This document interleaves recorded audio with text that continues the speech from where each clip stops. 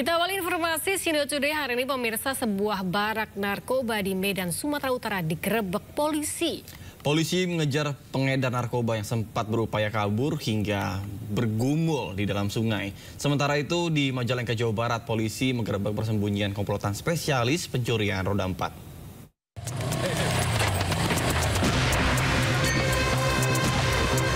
Petugas Satres Narkoba Polrestabes Medan menggerebek sarang narkoba di kawasan Padang Bulan, Medan, Sumatera Utara, Jumat pagi. Setibanya di lokasi, polisi meringkus seorang pria bandar narkoba yang tengah tidur di dalam barak. Saat ditangkap, pelaku berupaya kabur dengan menceburkan diri ke sungai. Polisi kemudian menceburkan diri ke sungai dan sempat bergumul dengan pelaku.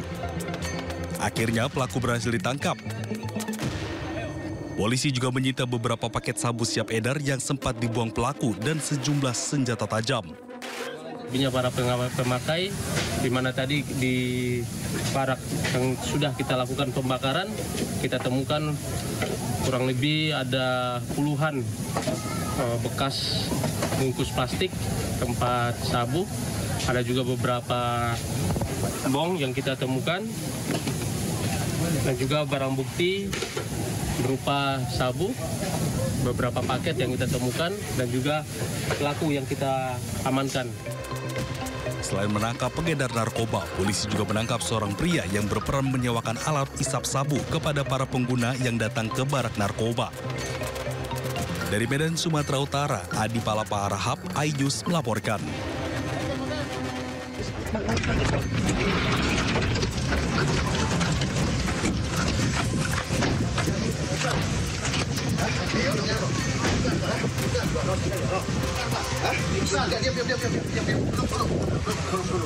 Satu persatu, komplotan spesialis pencurian kendaraan roda 4 digerebek petugas Buser Polres Majalengka di tempat persembunyian di wilayah Indramayu, Jawa Barat.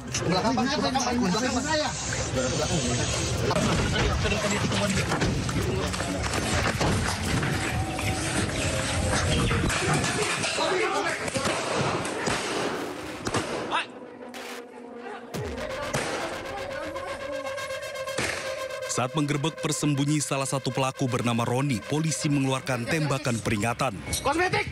Kosmetik mana? Kosmetik siapa? Setelah tertangkap, polisi melakukan rekonstruksi guna mengetahui pelaku kelakukan aksinya. Kunci T langsung. Nah, buka pintunya pakai apa? Setter T. Iya. Matiin ya. Terus? Itu. Bentar. Saat penangkapan memang kita sudah amati, kita sudah intai, di mana pada saat yang tersangka ada di rumah, nah itulah kita lakukan penangkapan. Saat awal kita melakukan penangkapan, kita melakukan tembakan peringatan, di mana pada saat yang bersangkutan sedang melakukan aktivitas di rumahnya, kita ada di petugas kita sempat melakukan tembakan peringatan. Informasi yang kami dapat dari tersangka kurang lebih 1 tahun. Petugas Satreskrim Polres Majalengka masih melakukan penyelidikan kasus pencurian kendaraan roda 4 di sejumlah lokasi lintas kabupaten. Dari Majalengka, Jawa Barat, Muhammad Zeni Johadi, iNews. Aksi saling lapor mewarnai kericuhan yang terjadi antara petugas keamanan sebuah beach club dan sejumlah warga negara asing di Pulau Dewata. Polda Bali langsung mengambil alih kasus tersebut.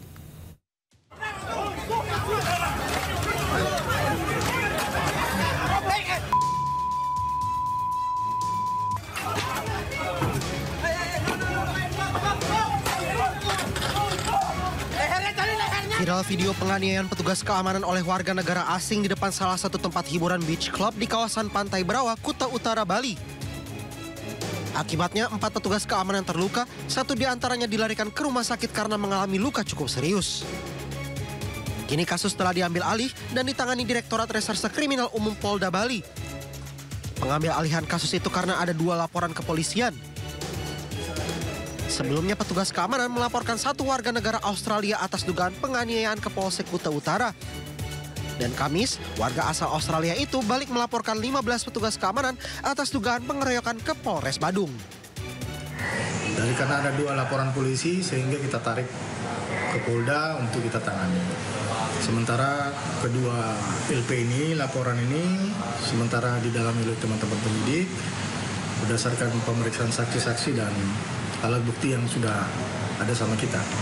Kebetulan kita juga ada alat buktinya berupa video kejadian utuh dari awal sampai terakhir, sehingga itu sebagai bahan penyidik untuk mendalami alat bukti itu, mencari kesesuaian dengan laporan yang dilaporkan oleh masing-masing pelapor. Belum ada penetapan tersangka dalam kasus ini. Sementara pemeriksaan terhadap para terlapor dan saksi masih dilakukan oleh penyidik di Treskrimum Polda Bali. Dari Denpasar, Bali, Indira Ari, iNews melaporkan. Razia obat terlarang tergelar di kawasan Palmerah, Jakarta Barat. Para penjual obat pun panik, kabur kocar-kacir melihat kedatangan para petugas.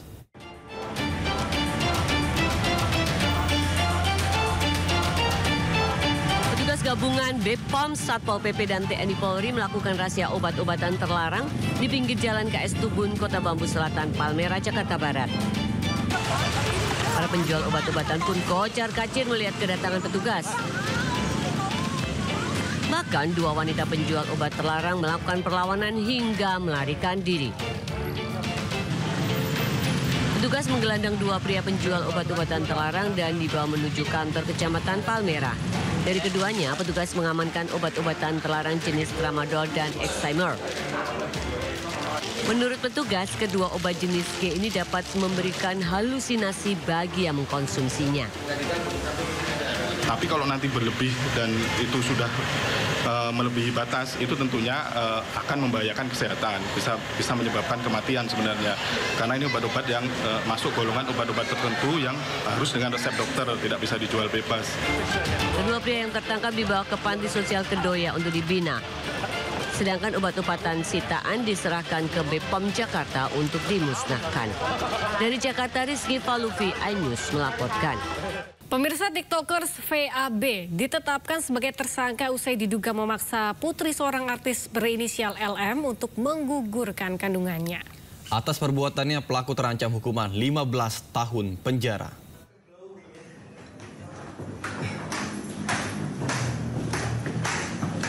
Mengenakan baju tahanan dengan tangan terborgol, TikTokers VAB dihadirkan dalam press release yang digelar di Polres Metro Jakarta Selatan pada Jumat malam. VAB resmi ditahan selama 20 hari setelah sebelumnya ditetapkan sebagai tersangka persetubuhan anak di bawah umur dan tindakan aborsi ilegal.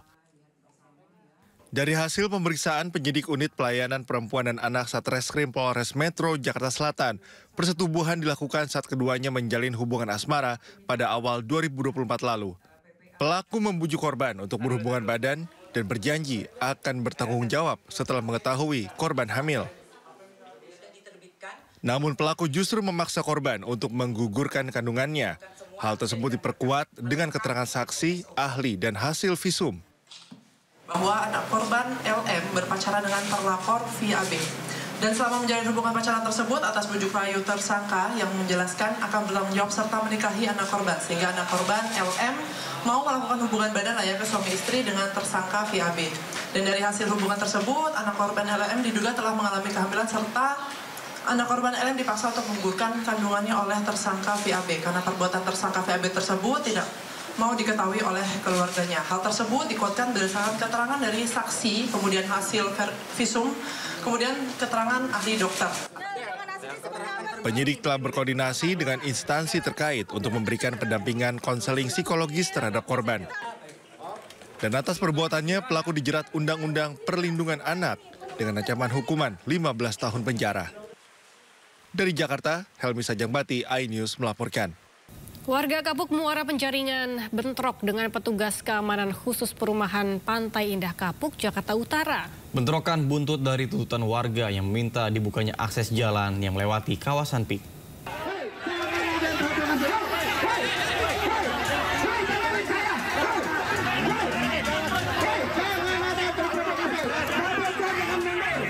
Aksi yang awalnya berjalan damai akhirnya memanas setelah warga yang melakukan aksi unjuk rasa dihadang oleh petugas keamanan khusus dari Pantai Indah Kapuk.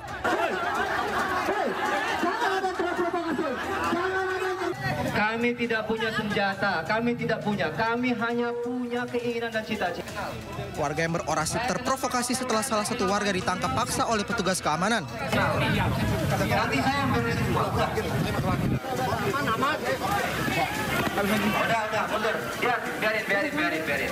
Upaya paksa petugas keamanan dalam membubarkan aksi unjuk rasa warga membuat bentrokan tidak terhindarkan.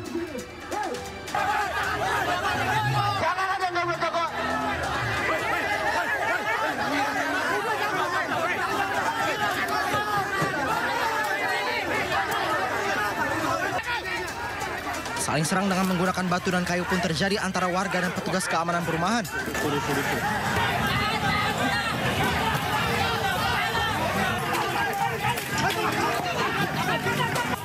Bentrokan berhasil diredam setelah warga memilih mundur.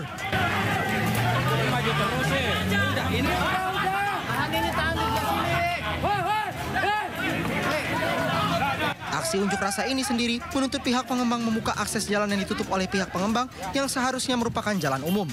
Sudah ada SK Gubernur 2015 yang mengatakan itu bisa dibuka, tapi pihak PT Mandara Permai itu nggak mau buka sama sekali. Kami tidak tahu apa yang terjadi di dalam atau komunikasi apa yang mereka lakukan, tapi kami punya asumsi bahwasanya mereka ini adalah orang-orang yang kuat, orang-orang yang hebat, sehingga itu tidak mampu dilaksanakan oleh pemerintah. Nah, kami harapan besar dengan pemerintahan yang baru nanti, provinsi yang baru, gubernur yang baru yang akan dilantik pada tanggal 20 Februari, ini bisa langsung dieksekusi. Usai bentrok, kondisi di lokasi sudah kondusif. Petugas keamanan, polisi dan TNI pun berjaga di sekitar lokasi untuk mencegah bentrokan susulan. Dari Jakarta, Sofyan Firdaus, iNews melaporkan. Warga Desa Kohot yang tergabung dalam Aliansi Masyarakat Anti Kezaliman menggelar deklarasi tangkap Kepala Desa Kohot di Tangerang, Banten. Warga mengaku siap membantu polisi untuk mencari keberadaan Kades Kohot.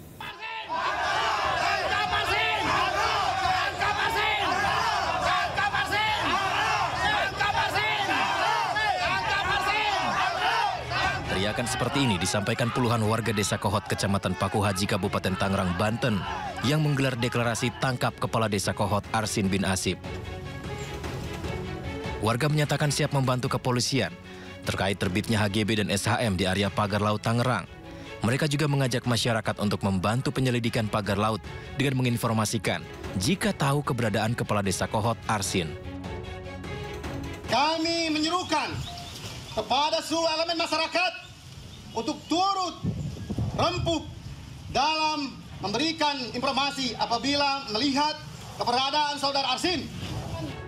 Upaya ini dilakukan sebagai inisiatif membantu kepolisian mencari keberadaan Kepala Desa Kohot agar kasus ini segera terselesaikan.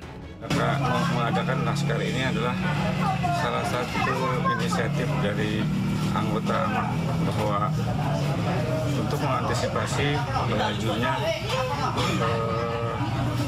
pencarian Kepala Desa Kohot, yaitu Arsin bin Asip. Oleh karena itu, kami adakan wadah untuk mencari keberadaan Arsin. Sebelumnya, Bareskrim Polri menggeledah rumah Kepala Desa Kohot Arsin bin Asip, rumah Sekretaris Desa Kohot Ujang Karta, dan kantor Desa Kohot pada Senin malam, 10 Februari lalu. Dalam penggeledahan yang ada keterkaitannya dengan kasus Pagar Laut Tangerang tersebut, penyidik Bareskrim Polri menyita sejumlah dokumen dari komputer milik Sekretaris Desa Ujang Karta. Dari Kabupaten Tangerang, Banten, Aimarani, iNews melaporkan. Setelah sempat menghilang, pemirsa, Kepala Desa Kohot Arsin bin Sanip akhirnya muncul ke publik bersama kuasa hukumnya. Arsin meminta maaf kepada warga Desa Kohot dan mengklaim dirinya juga sebagai korban dari perbuatan pihak lain. Terima kasih. Assalamualaikum warahmatullahi wabarakatuh. Saya Arsin bin Asip, secara pribadi maupun jabatan saya selaku Kepala Desa, atas kegaduhan yang terjadi di Desa Kohot, situasi tersebut tidaklah kita harapkan. Oleh karenanya pada kesempatan ini, dengan kerendahan hati, saya ingin menyampaikan permohonan maaf. Saya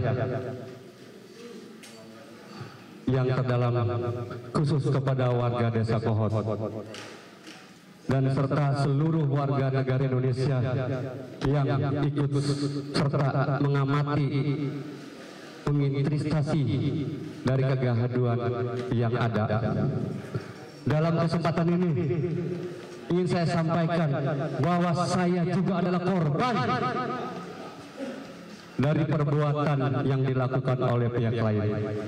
Tentunya ini terjadi akibat dari kekurangan pengetahuan dan tidak hati-hatian yang saya dapat lakukan pelayanan publik di Desa Kohot. Evaluasi akan dilakukan agar hal-hal buruk dalam pelayanan masyarakat Desa Kohot di kemudian hari tidak terulang lagi. Hal-hal yang akan dijelaskan oleh kuasa hukum saya. Demikian, wassalamualaikum warahmatullahi wabarakatuh. Terima kasih Anda masih bersama kami di Sindo Today, pemirsa. Tangis haru keluarga dan kerabat tidak terbendung ketika jenazah Bendahara Umum Partai Demokrat Renvil Antonio tiba di rumah duka di Surabaya, Jawa Timur. Jenazah Renvil Antonio tiba di rumah duka di perumahan Jemur Sari Regensi, Surabaya, Jawa Timur, Jumat petang. Jenazah tiba disambut tangis haru keluarga dan kerabat Renvil Antonio. Jenazah Renvil tiba dengan menggunakan ambulans dan iring-iringan keluarga dari Rumah Sakit Situbondo.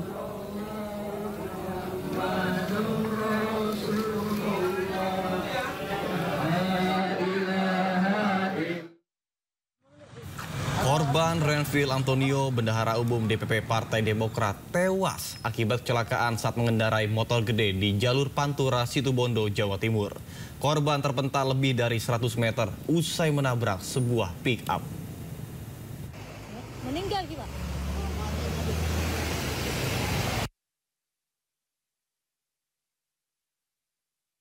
Pemirsa, saatnya kita simak pantauan arus lalu lintas dan kami telah terhubung dengan Bribtu Eklesia dari NTMC Polri yang kini berada di kawasan Sentul, Jawa Barat. Ya, Bribtu Eklesia, bagaimana pantauan arus lalu lintas dari tempat Anda melapor?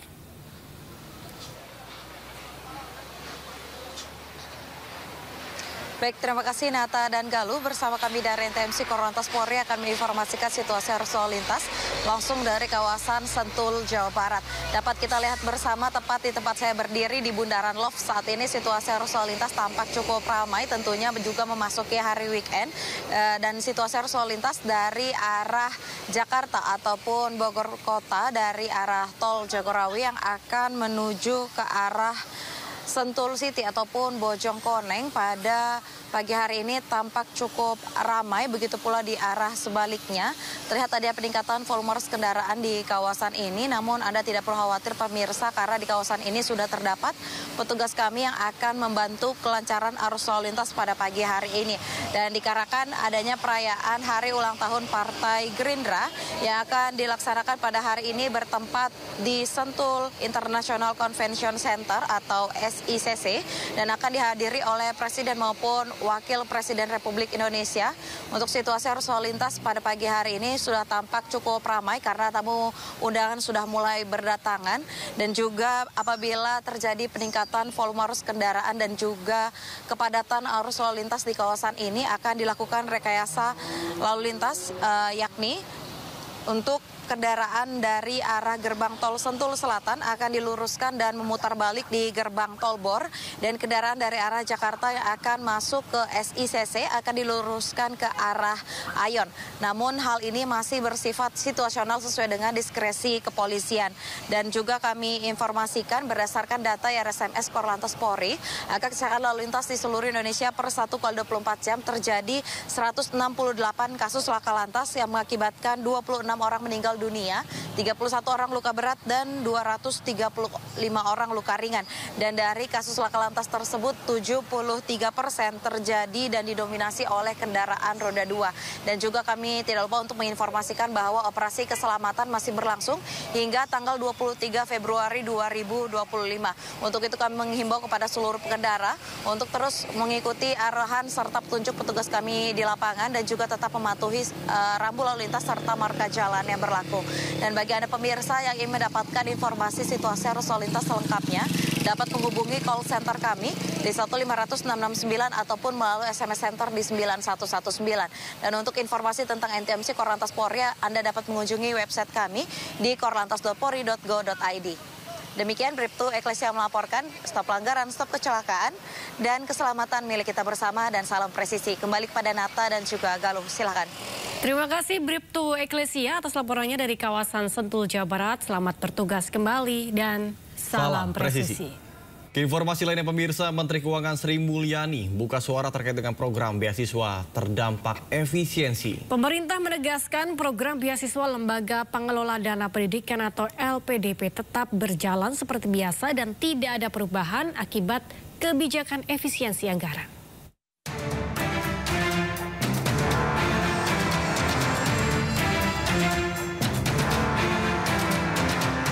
Menteri Keuangan Sri Mulyani buka suara soal kabar yang menyebut beasiswa dari Kemendikti-Saintek kena pangkas akibat efisiensi anggaran.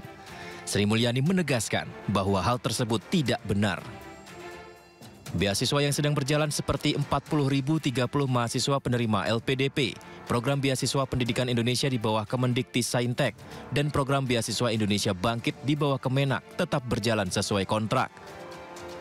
Anggaran Kartu Indonesia Pintar atau KIP sebesar Rp14,69 triliun yang dialokasikan untuk 1.040.000 mahasiswa juga tak mengalami pemotongan atau pengurangan. Mengenai berita munculnya terkait beasiswa Kartu Indonesia Pintar, kami tegaskan bahwa beasiswa Kartu Indonesia Pintar tidak dilakukan pemotongan atau pengurangan. 40.030 siswa beasiswa penerima LPDP, Kemendikti-Saintek yaitu Beasiswa Pendidikan Indonesia, dan Beasiswa Indonesia Bangkit di bawah Kementerian Agama juga tetap berjalan sesuai dengan kontrak beasiswa yang sudah dilakukan. Sri Mulyani juga menegaskan bahwa tidak ada pemutusan hubungan kerja atau PHK tenaga honorer di kementerian dan lembaga imbas pemangkasan anggaran ini.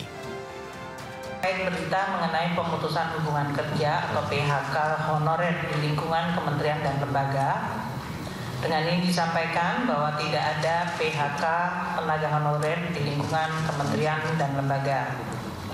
Kami memastikan bahwa langkah efisiensi atau dalam hal ini rekonstruksi dari anggaran-anggaran kementerian lembaga tidak terdampak terhadap tenaga honorer. Seperti diketahui, sebelumnya efisiensi anggaran mulai dikritik masyarakat karena diduga mempengaruhi kelanjutan kontrak tenaga kerja honorer, serta mempengaruhi di bidang pendidikan, salah satunya beasiswa. Dari Jakarta, Hadisti Arifa, Ade Supriyatna, iNews melaporkan. Disinggung soal efisiensi anggaran, Menteri Kesehatan Budi Gunadi Sadikin mengaku bahwa alokasi anggaran yang dikelola oleh Kementerian Kesehatan masih mencukupi. Ia menegaskan pemangkasan anggaran tidak mempengaruhi pelayanan kesehatan kepada masyarakat.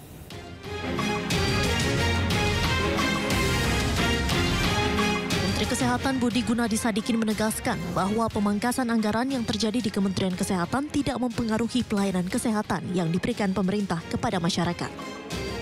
Hal tersebut disampaikan langsung saat mengunjungi program kesehatan gratis di Puskesmas Waru, Kecamatan Waru, Kabupaten Sidoarjo, Jawa Timur, Jumat pagi. Dalam keterangannya, Budi membenarkan berkaitan dengan persoalan efisiensi anggaran dari pemerintah pusat ke Kementerian Kesehatan saat ini. Meski anggaran Kementerian Kesehatan telah dipangkas sekitar 19 triliun rupiah, namun pihaknya menilai bahwa keseluruhan anggaran yang turun masih mencukupi untuk melakukan program-program prioritas pemerintah. Mungkin anggaran kita masih cukup. Kemarin memang agak dipotong, tapi masih cukup kita untuk kita lihat nanti kalau kurang pasti untuk masyarakat Pak Presiden Bu Ani pasti nambah. Kita kan merencanakan ini 100 juta, tapi kita lihat dulu kan bisa dapat berapa. Kalau saya rasa kalau bisa 50 juta aja saya sudah senang tahun pertama. Kan ini targetnya 280 juta. Kita merencanakan anggarannya untuk 100 juta, nanti kita lihat kalau kurang pasti ditambah.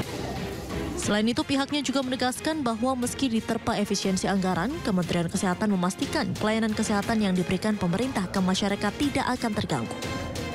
Dari Sidoarjo, Jawa Timur, Yoyok Agusta, iNews melaporkan. Pemirsa, program pemeriksaan kesehatan gratis di seluruh puskesmas digelar sejak 10 Februari 2025. Iya, selain di Jakarta, pemeriksaan kesehatan gratis di Kabupaten Bogor, Jawa Barat juga dilakukan.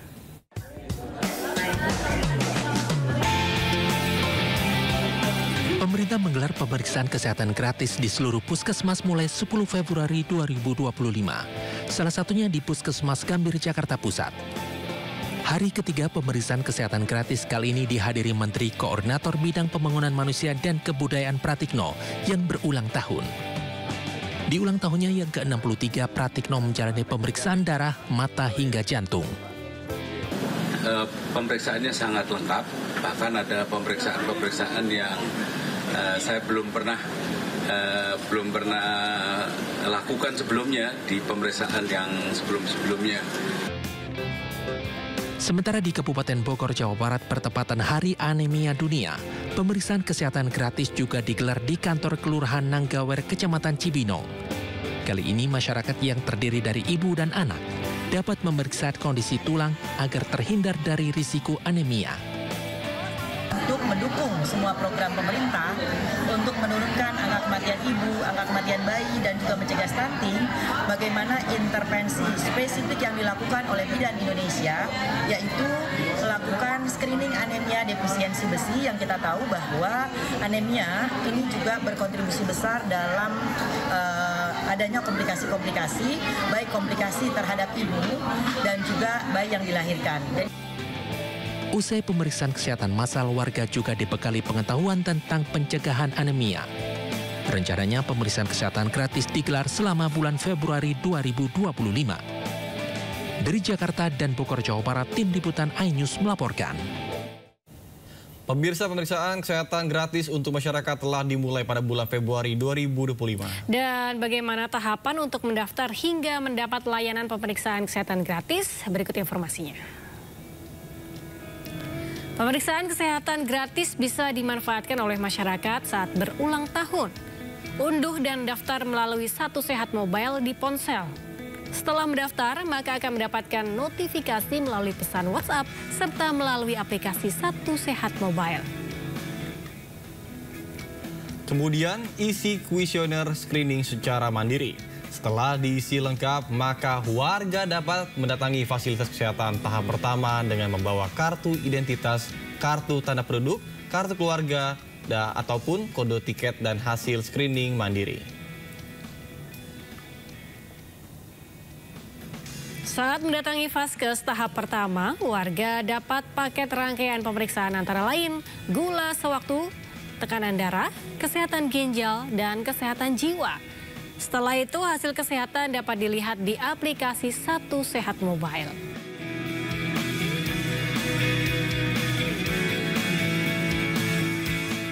Pemerintah pastikan retreat kepala daerah akan menggunakan anggaran dari Kementerian Dalam Negeri dan Lemhanas. Kegiatan ini pun dipastikan berjalan sesuai undang-undang yang berlaku.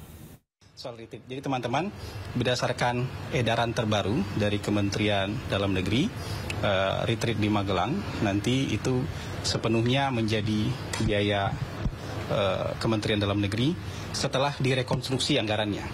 Kalau sebelum rekonstruksi memang rencananya cost sharing, karena anggaran Kemendagri ada yang dipotong, kemudian dari Pemda-Pemda juga sebenarnya mereka sudah punya biaya rutin untuk diklat dari kepala daerah terpilih.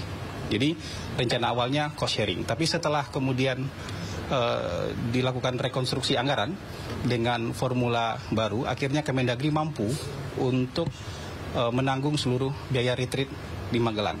Nah, banyak yang bertanya, retreat ini efisienkah?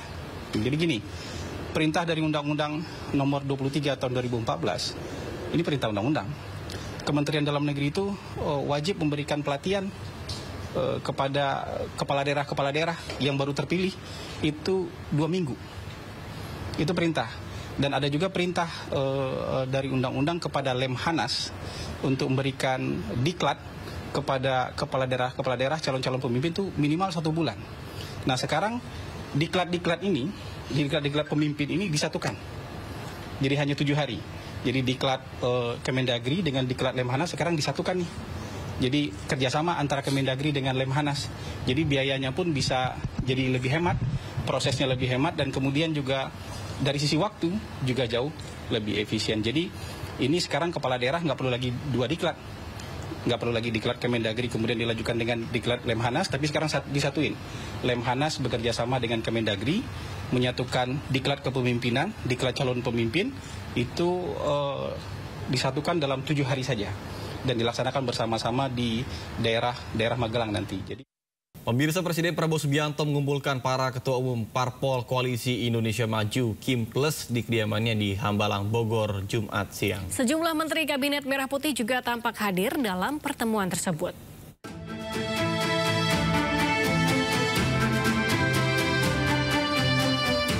Sejumlah Menteri Kabinet Merah Putih beserta jajaran elit partai politik yang tergabung dalam Koalisi Indonesia Maju atau Kim Plus mendatangi kediaman Presiden Prabowo Subianto di Hambalang, Bogor, Jumat siang.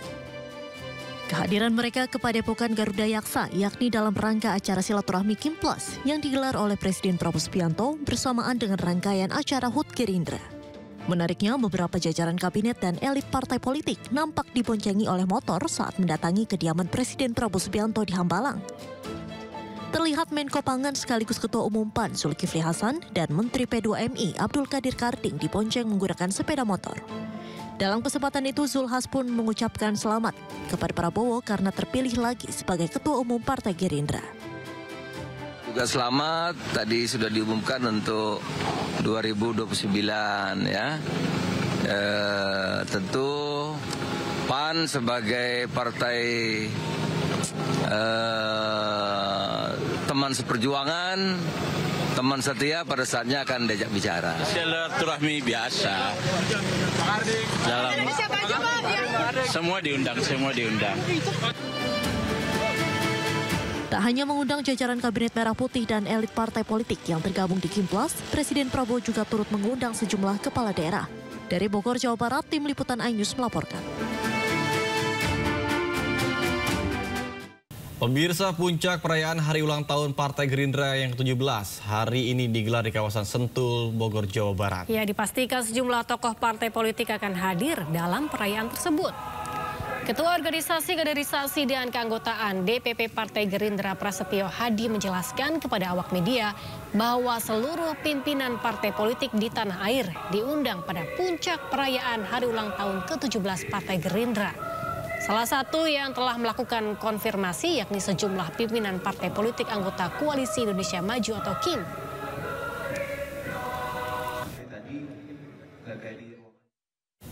Pemirsa, untuk mengetahui informasi terkini terkait dengan Hari Ulang Tahun Partai Gerindra ke-17 tahun di kawasan Sentul, Jawa Barat, sudah terhubung dengan rekan kami Camar Henda di sana. Ya, halo Camar, bagaimana situasi di sana? Siapa saja tokoh yang sudah hadir?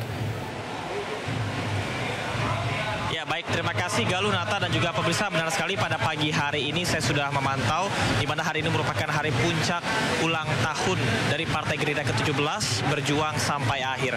Dan seperti yang Anda sampaikan bahwasanya gelaran ini untuk puncak acara dilaksanakan di venue utama SICC atau Sentul International Convention Center di Bogor, Jawa Barat, di mana sebelumnya ada sejumlah rangkaian acara yang sudah dilakukan di hari-hari sebelumnya oleh Presiden Prabowo Subianto yang juga sebagai Ketua Umum dari Partai Gerindra. Sejumlah persiapan sudah dilakukan sejak kemarin dan kami memantau sejak pukul 6 pagi tadi bahwa antrian kendaraan ini sudah mengular di sekitaran SCC. Bahkan kami sempat kesulitan untuk bisa masuk ke venue saking banyaknya relawan, simpatisan atau bisa disebut sebagai sayap-sayap Partai Gerindra yang sudah hadir. Dan kami juga menyampaikan kepada Anda bahwa di venue utama pintu masuk ini terdapat 7 pintu yang sudah disiapkan yang terbagi ke dalam beberapa klasifikasi. Untuk pintu pertama adalah pintu yang pertama kami pantau, ini untuk tamu VIP, dan tadi kami juga sudah melihat sejumlah tokoh politik dan juga pejabat, diantaranya adalah Erick Thohir, kemudian juga Sri Mulyani dan Bahlil Lahadalia. Ada beberapa hal yang mereka sampaikan berkaitan dengan ulang tahun dari Partai Gerindra hari ini, diantaranya adalah kepercayaan publik terhadap Presiden Prabowo Subianto beserta dengan pemerintahannya di 100 hari pertama, dan juga Partai Gerindra ini mencapai 80%, artinya seluruh kementerian dan juga koalisi Kim Plus beserta dengan jajaran ini mendukung Presiden Prabowo Subianto yang juga kemarin ini sudah ditetapkan secara resmi di Rapimnas sebagai tetap menjadi ketua umum pada periode 2025-2029. Galuh dan juga Nata, yang Anda saksikan di layar kaca ini adalah pintu 2, 3, 4, 5, 6 dan juga 7, yakni yang terbagi ke dalam beberapa klasifikasi yang seperti saya sampaikan tadi. Di antaranya adalah klasifikasi untuk DPD, kemudian juga DPC Partai Gerindra. Beberapa perwakilan tentunya sudah diundang juga dari seluruh partai yang ada di Indonesia.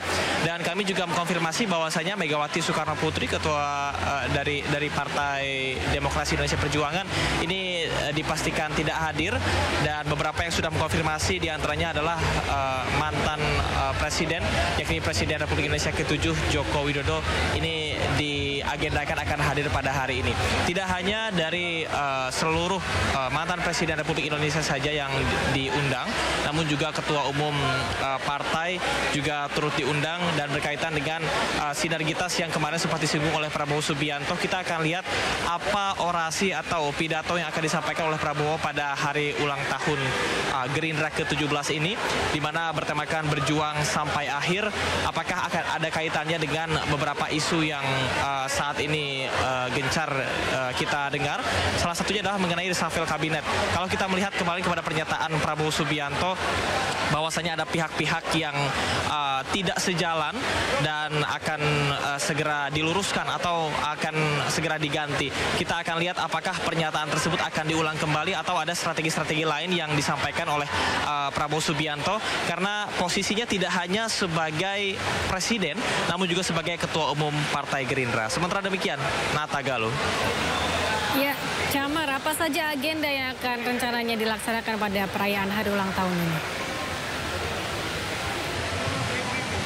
Ya, mengenai agenda berkaitan dengan penyambutan dari tamu-tamu VVIP, kemudian juga nanti akan ada orasi utama atau pidato utama yang dilaksanakan oleh ataupun juga disampaikan oleh Presiden Prabowo Subianto. Kemudian nantinya akan ada deklarasi bersama oleh seluruh tamu undangan, terutama terhadap sayap-sayap Partai Gerindra. Inilah yang kami nantikan bersama, Galuh. Kalau bisa Anda lihat di belakang, memang klasifikasi ataupun juga spesifikasi dari pintu-pintu ini cukup spesifik.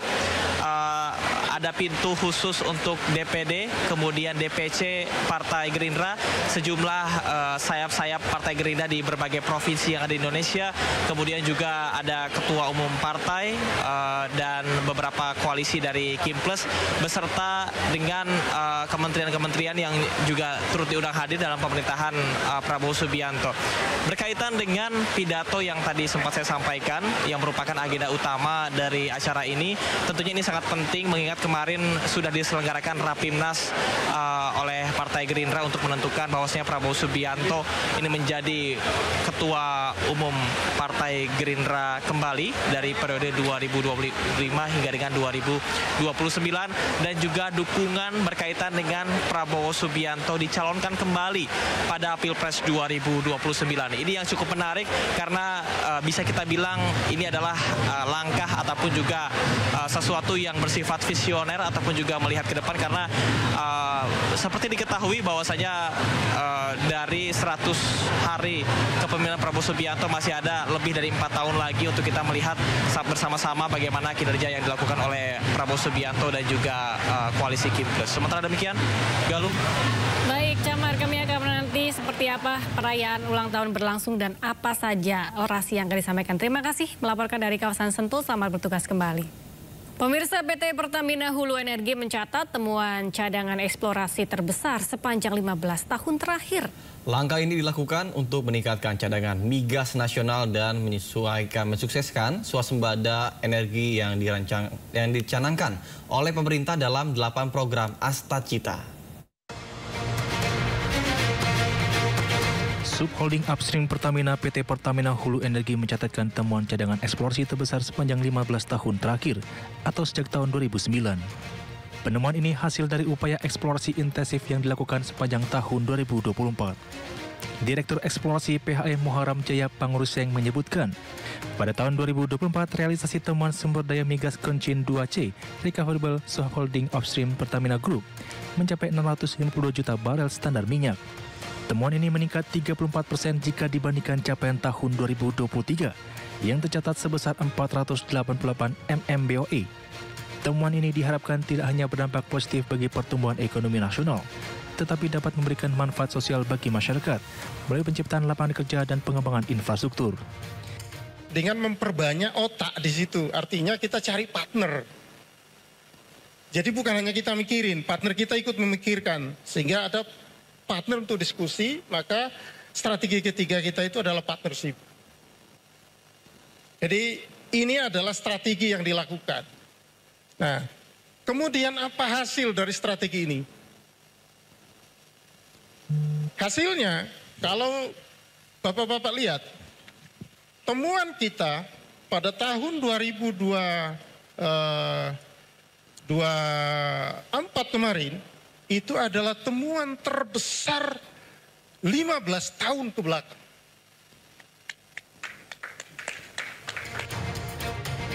Secara keseluruhan sepanjang tahun 2024, PT Pertamina Hulu Energi berhasil menyelesaikan pengeboran sumber eksplorasi sebesar 22 sumur, melakukan survei seismik 2D sepanjang 769 km, dan survei seismik 3D seluas 4.950 km persegi.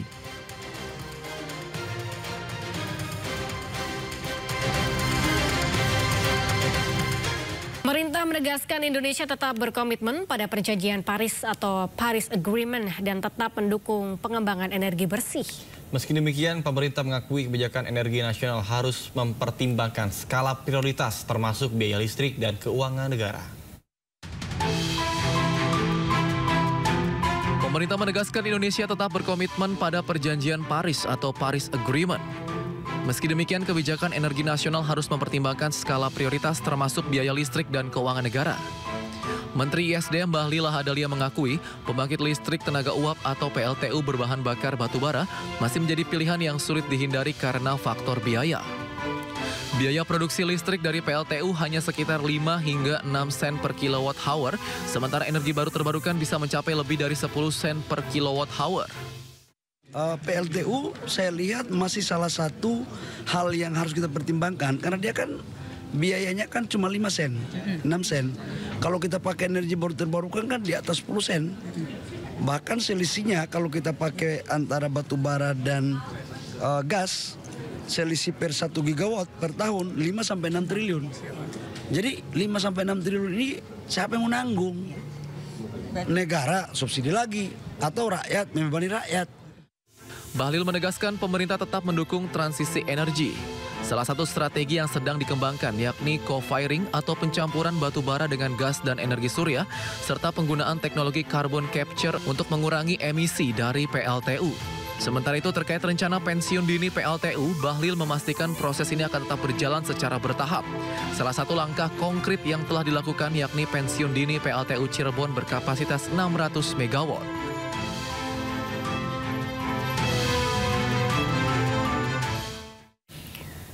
Ya, beralih ke informasi lain, pemirsa, pameran otomotif Indonesia International Motor Show 2025 digelar di J-Expo Kemayoran, Jakarta Pusat.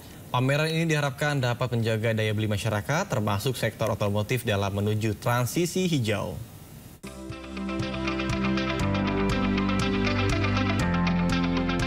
Pameran otomotif Indonesia International Motor Show 2025 resmi dibuka hingga 23 Februari mendatang. Pameran yang berlangsung di J-Expo Kemayoran, Jakarta ini diharapkan bisa mendongkrak kinerja pasar otomotif nasional. Menteri Perindustrian Agus Gumiwang Kartasasmita menilai perhelatan Indonesia International Motor Show 2025 ini selaras komitmen pemerintah dalam mendorong pertumbuhan industri otomotif, termasuk kendaraan listrik. Pemerintah bahkan telah menerbitkan paket stimulus ekonomi berupa insentif bagi kendaraan listrik dan hybrid untuk menjaga daya beli masyarakat. Menperin mengaku insentif kendaraan hybrid yang dikucurkan pemerintah merupakan buah perjuangan panjang.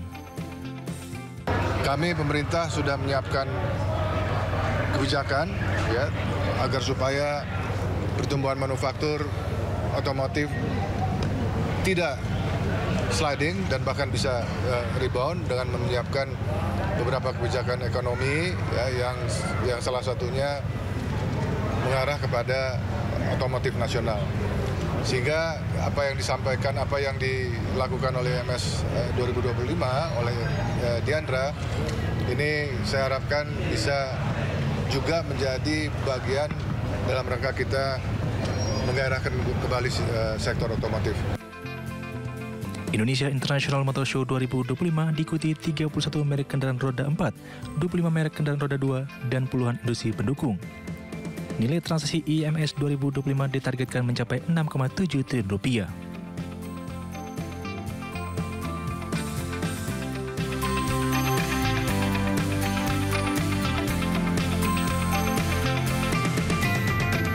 Jualan mobil listrik berbasis baterai dalam kurun waktu 5 tahun terakhir terus meningkat seiring insentif yang digelontorkan pemerintah bagi industri kendaraan listrik berbasis baterai.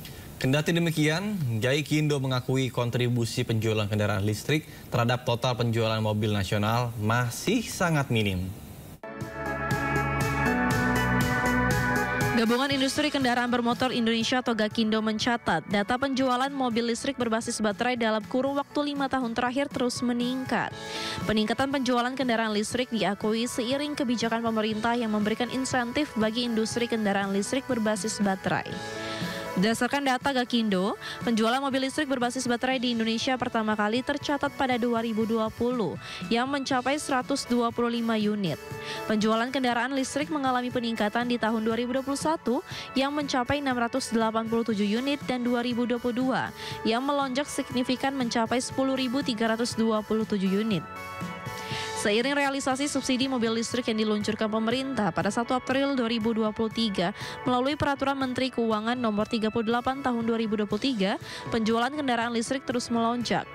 Penjualan mobil listrik berbasis baterai pada 2023 melesat menjadi 17.051 unit dan diikuti lonjakan signifikan menjadi 43.188 unit pada 2024. Kendati demikian, Gaikindo mengakui kontribusi penjualan kendaraan listrik terhadap total penjualan mobil nasional masih sangat minim. Hal ini dikarenakan infrastruktur charging station di Indonesia masih sangat terbatas, sehingga membuat masyarakat masih ragu-ragu untuk membeli mobil listrik.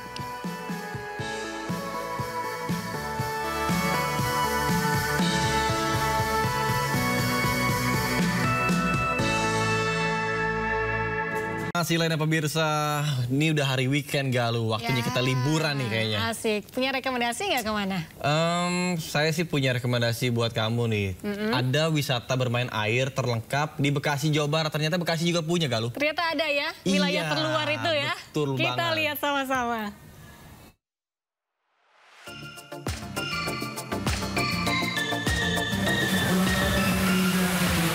Pertunjukan barongsai menyambut pengunjung di destinasi wisata favorit warga Kabupaten Bekasi, Jawa Barat ini. Tak sedikit anak-anak mengenakan pakaian tari tradisional Tiongkok. Masa Imlek dan Cap Gomeh menjadi waktu yang dinanti untuk menghabiskan waktu berkualitas bersama keluarga. Beragam pilihan wahana air dan fasilitas lengkap jadi incaran para wisatawan yang sudah siap dengan pakaian renang mereka. Dari anak-anak hingga orang dewasa bisa. Seperti di kolam ombak Galway Pool, sensasi disapu ombak layaknya di laut dirasakan para pengunjung yang berbaring di atas ban, memacu adrenalin tersendiri. Berjalan sejenak kita akan menemukan Kanggo Slide, papan seluncur yang berliku-liku menambah pengalaman seru wisatawan. Pemirsa, saya udah siap nih nyobain wahana Kanggo Slide. Kita coba ditemenin sama Mbak April. Halo Mbak April, Mbak April siap Mbak April? Oke, gas! Selain menikmati permainan, pengunjung juga disuguhkan hiburan musik. Atraksi menarik dan aktivitas edukatif untuk anak-anak pun tersedia. Untuk tiket masuknya sendiri nih Pak, ada perbedaan nggak dengan hari biasa? Ya betul, kita berikan harga spesial di Hari Raya Imlek ini. Harganya dari Rp135.000, kita berikan harga hanya Rp68.000 saja. Wahananya lengkap, perosotannya banyak, pokoknya seru deh main di sini. Wahana yang jadi favorit Mbak sama Mas apa gini? Perosotan yang ini nih yang di belakang, yang biru. Bermain air dengan suasana yang menyatu dengan alam dan arsitektur bangunan yang unik di setiap sudut membuat Anda ketagihan menghabiskan waktu bersama orang-orang terkasih. Dari Kabupaten Bekasi, Jawa Barat, Ahmad Muharlin, Yudi Richard, iNews melaporkan. Seru banget ya Galuh. Seru nah sih. biasanya kalau habis main air nih kan lapar ya. Kalau Galuh dulu biasanya ngapain tuh? Kalau saya biasanya dibawain bekal sama orang tua itu mie di dalam mie sebuah kotak, mie kotak itu yang udah kering. dalam sebuah kotak, begitu dibuka kotak gitu. Nah sekarang saya punya rekomendasi juga nih buat kalian yang punya hobi makan sambal. Ada namanya sambal seruit khas Lampung yang mempunyai sensasi pedas dan juga segar, bugar, mantap dan akan menggoyang lidah. Penasaran seperti apa, dan berikut informasinya untuk Anda. Iya.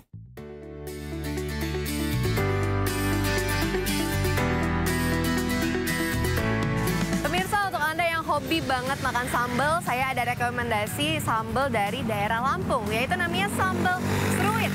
Kira-kira apa yang bikin berbeda dari sambal seruit ini dengan sambal yang lainnya? Langsung saja kita coba ya. Sambal seruit asal Lampung namanya kian akrab karena cukup mudah ditemukan di berbagai daerah. Campuran cabai, tomat, dan beragam rempah menyehatkan ini menciptakan rasa pedas yang dirindukan.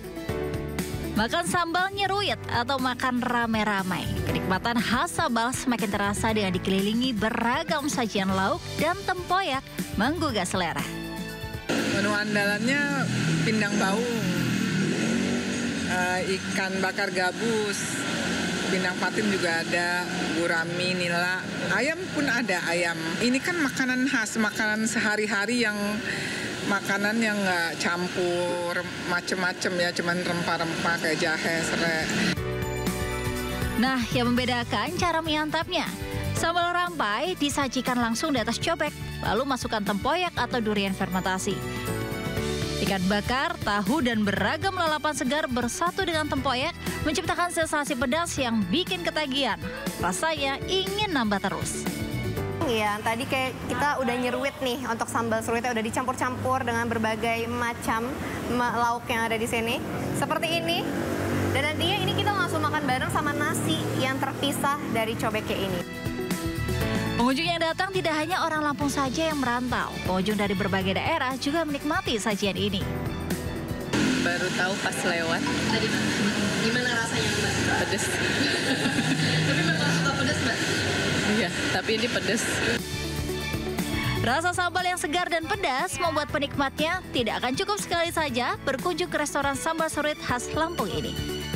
Dari Tangerang Selatan, Banten, Naura Syafika, Ari Setiawan, iNews melaporkan.